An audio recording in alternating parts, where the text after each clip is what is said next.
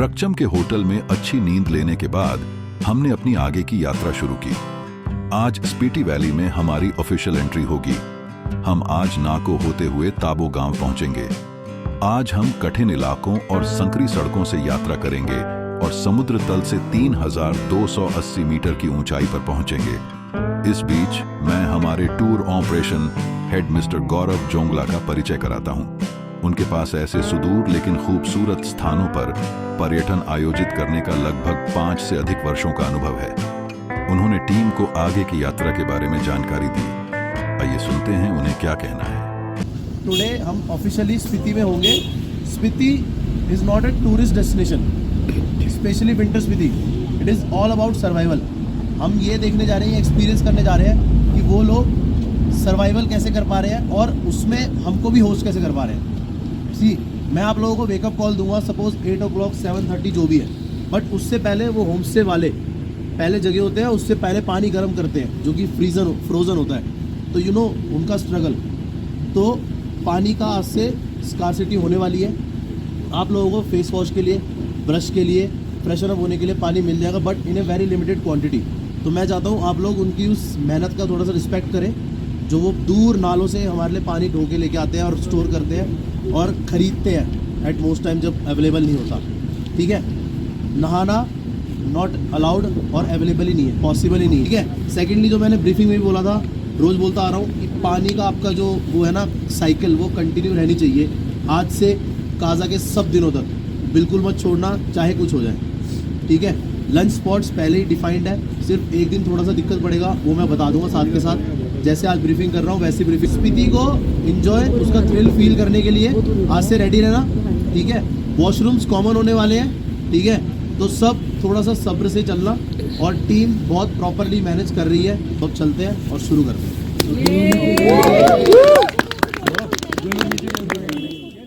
हमने अपने दिन की शुरुआत सुबह सुबह रकचम गांव की खोज से की। रकचम एप्पल टाउन सांगला और भारत के आखिरी गांव चितकुल के बीच स्थित एक छोटा सा सुंदर गांव है। रकचम बसपा नदी के तट पर स्थित है।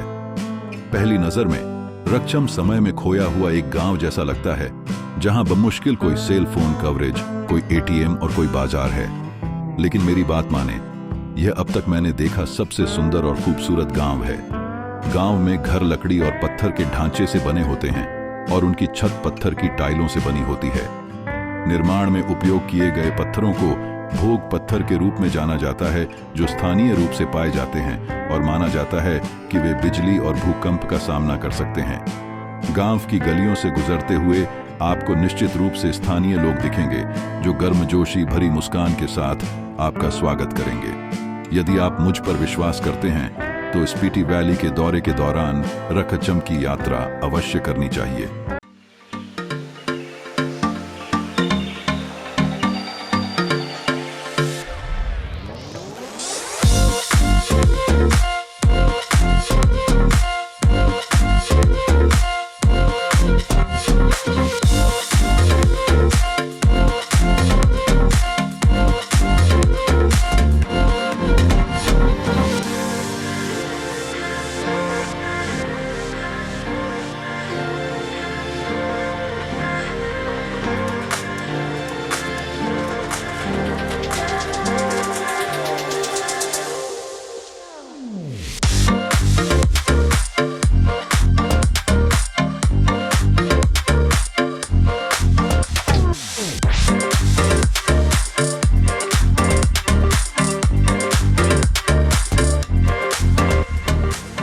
रकचम की खोज के बाद हमने स्पीति टाउन ताबो की ओर अपनी यात्रा शुरू की। हमने रास्ते में कुछ रोमांचक जगहें देखने का फैसला किया।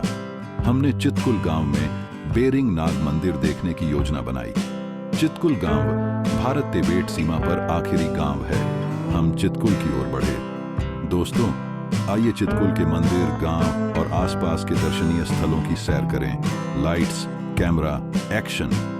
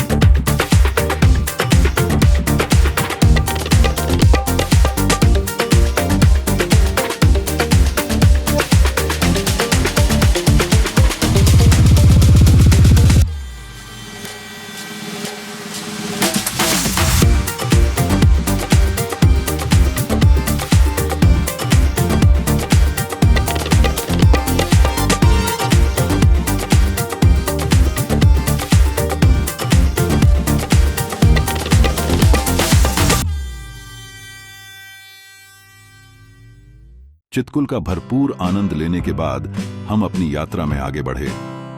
चितकुल में हमने भारत का आखिरी डाकघर देखा।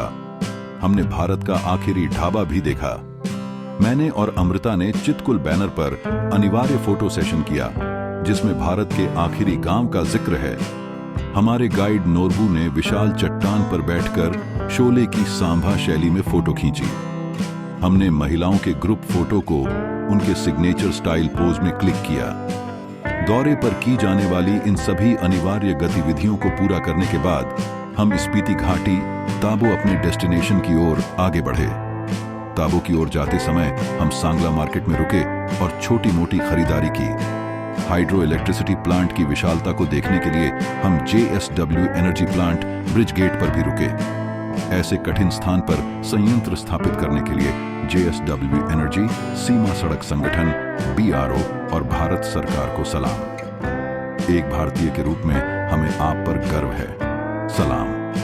प्रिय दर्शकों, यदि आप स्पीति घाटी की यात्रा की योजना बना रहे हैं तो इन स्थानों पर अवश्य जाइए। आपको हमारी सरकार और प्रशासकों पर गर्व महसूस होगा। जय हिंद। चलो हमारे वीडियो में आगे बढ़ते हैं।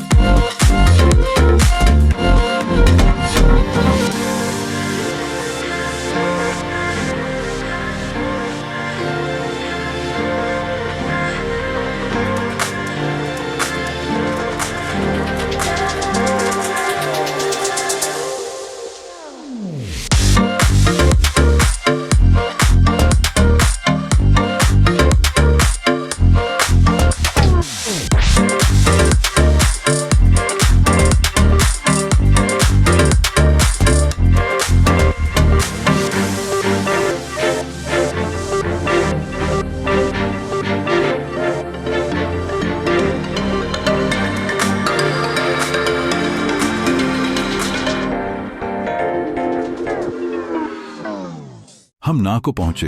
हर तरफ अंधेरा था। अब शाम के 7:30 बजे थे और हम सभी को भूख लगी थी। हम नाको के विश्व प्रसिद्ध कांगड़ी ढाबा पर शाम का नाश्ता करने के लिए रुके। वे यहाँ जो विशेष व्यंजन परोसते हैं उनमें दोपहर के भोजन और रात के खाने के दौरान कांगड़ी भोजन थाली, दाल चावल और कड़ी चावल शामिल हैं। वे दिन में किसी भी समय फास्ट फूड जैसे नूडल्स, मोमोज, मसाला चाय आदि भी परोसते हैं। भारी भीड़ के बावजूद होटल का स्टाफ ऊर्जा से भरपूर था और उन्होंने आदेश के अनुसार हम में से प्रत्येक को सेवा दी। यही वो चीजें हैं जिन्हें मैं अपनी स्पीति यात्रा से देखने और सीखने के लिए यहाँ आया हूँ। अपनी चाय, नाश्ता आदि पूरा करने के बाद हमने आज की यात्रा के अंतिम चरण नाको से ताबो की शुरुआत की, जिसमें अब से 1.5 घंटे का समय और लग सकता है। चलो आगे चलते हैं और ताबो में मिलते हैं। हम लगभग रात 9:30 बजे ताबो पहुंचे।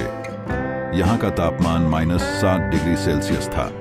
हमने अपने होमस्टे स्थान पर चेक इन किया। स्पीति दौरे पर यह हमारा पहला होमस्टे अनुभव था।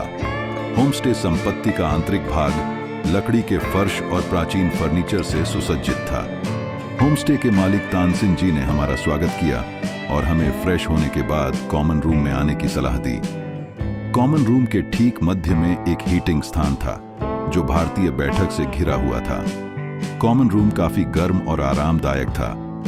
हमें स्पीति की प्रसिद्ध सीबकथॉर्न चाय के साथ बिस्कुट और नमकीन परोसे गए। सीबकथॉर्न चाय का स्वाद अगले स्तर का था। हल्का नाश्ता, चाय और रात का खाना खाने के बाद हमने आराम करने और कल की यात्रा के लिए तैयार रहने का फैसला किया। चलो दोस्तों, हमारे पहले स्पीति गांव ताबो से शुभ रात्रि। मैं हमारी अगली यात्रा का वर्णन करने के लिए अगले वीडियो में आप सभी से मिलने के लिए बहुत उत्साहित हूं। तब तक जुड़े रहें और हमारे YouTube चैनल को सब्सक्राइब करें। जल्द ही फिर मिलेंगे। धन्यवाद।